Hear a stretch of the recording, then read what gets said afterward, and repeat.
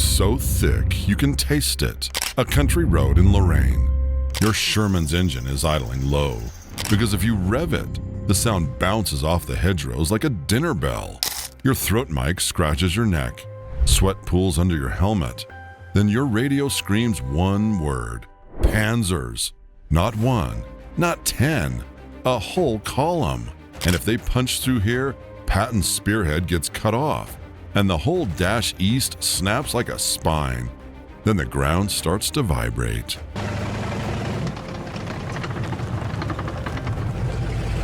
Aricourt, Lorraine, September 1944. Patton's Third Army is moving on momentum, speed as a weapon.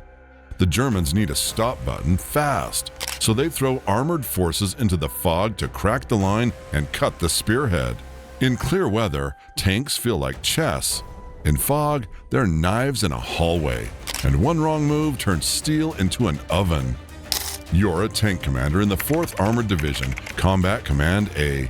Inside the turret, heat, oil, buzzing headphones. The loader's hands are chalky. The gunner's voice is too calm, which means he's scared. You keep the hatch cracked for air until a near miss turns air into grit. The vibration grows. Not one engine, many. A rolling growl you feel through the seat. Your driver mutters, "That's a lot," like the number itself might bite. Your job isn't bravery, it's position. You hunt a hull-down rise. Anything that lets your turret see while your hull stays hidden. Because if a Panther gets a clean look at you first, you won't get a second. You creep up a small slope. The fog thins for one heartbeat. Just enough. Shapes, long barrels, turrets turning like sharks. Someone says it like a curse. Panthers. A Panther gun can kill you from farther than you want to think about it. But fog steals distance. In this white soup, it's not about the best tank. It's angles, first shot, and whether you can turn their mass into a jam. Your radio crackles. Hold fire, let them close. That order tastes like swallowing glass. But it's doctrine with teeth. Shoot too early and you reveal yourself before they're committed. Wait, let them roll into the wrong ground, and you don't have to outgun them. You just have to fix them. You glance right, a narrow road, a ditch, hedgerows like walls. The Germans are moving in a column, fast to travel, terrible to fight. First complication, they're compressing. One tank slows, the next one closes, the next stacks behind it. The road becomes a funnel. Funnels become kill boxes. Your net buzzes. Artillery standing by. Second complication, and your real weapon. Tanks are scary. Combined arms is terrifying. If that column stalls even briefly, artillery can turn armor into wrecks without seeing a turret. You drop your voice. Steady. Gunner. Lead vehicle. Wait for my word. Identified. Driver. Hold. Roger. The lead Panther glides forward, confident, like fog is armor. Its turret swings, searching. It doesn't know you exist. Your gunner whispers, "On." Your loader is already moving, muscle memory doing the work while his hands shake. Closer, close enough that the silhouette becomes seams and edges. Fire! The Sherman kicks. The turret flashes orange. Your teeth clack. For one awful second, you can't see the result. Fog swallows everything. Then flame blooms. The Panther jolts. Smoke pours from a machine that felt unstoppable a heartbeat ago. And the German column does what columns do under surprise fire. It hesitates. That hesitation is death. Fire mission, grid confirmed. A different sound builds. Heavy shells ripping the air. Artillery impacts walk the road. Dirt geysers. Shrapnel snaps through hedges like invisible knives. A Panther behind the burning lead tries to shove past, tracks squealing, only to slide into the ditch. Now it's angled wrong. Now it can't climb. Now it blocks the road for everyone behind it. In seconds, the German solution becomes the nightmare. A traffic jam under fire. Then the column stops. Third complication, confusion. In fog, silhouettes lie. Somebody down the line fires at movement they don't understand. A round slams the hedgerow and showers your hatch with dirt and splinters. Your loader flinches and nearly drops the next shell. You grab his shoulder. Look at me. Breathe. Load. He swallows, nods, hands move again.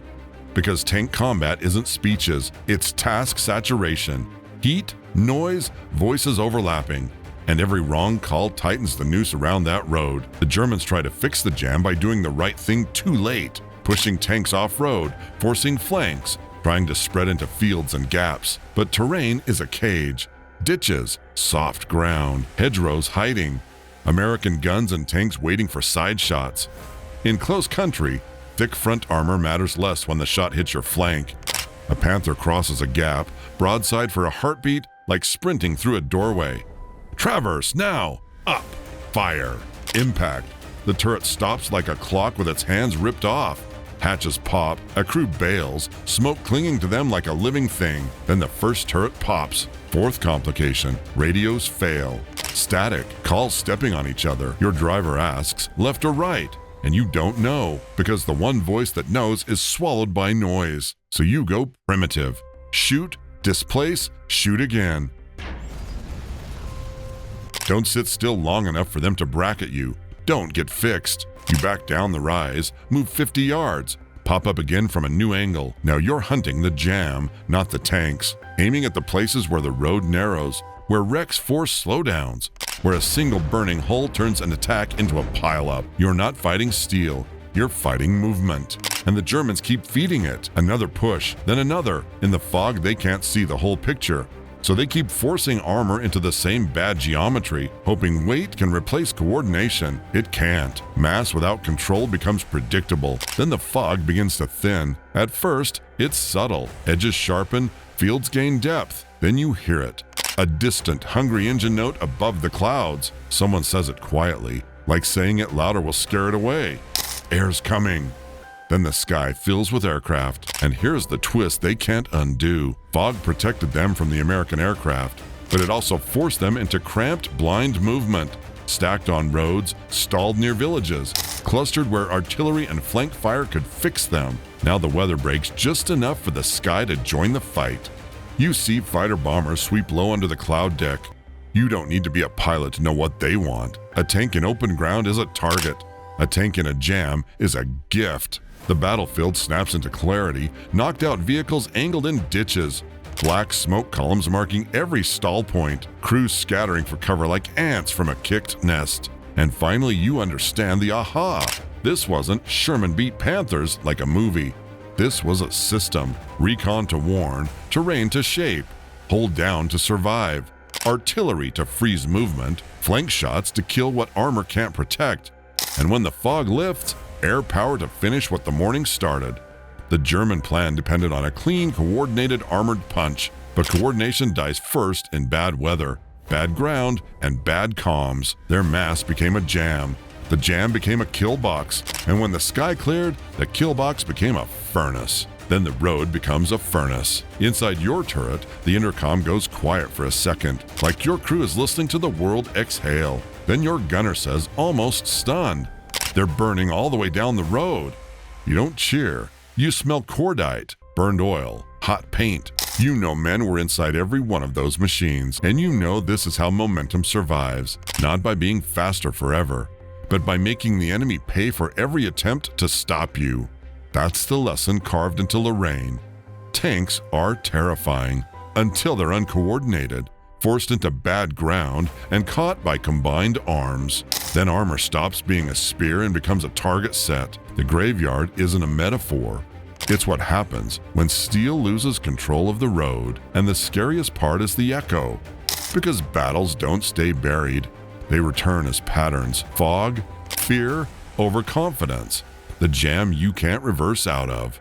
History never dies. It just echoes. In the radio static, in the stalled column, in the first turret pop, and in the blackened road where confidence rolled in and wrecks rolled out. Subscribe.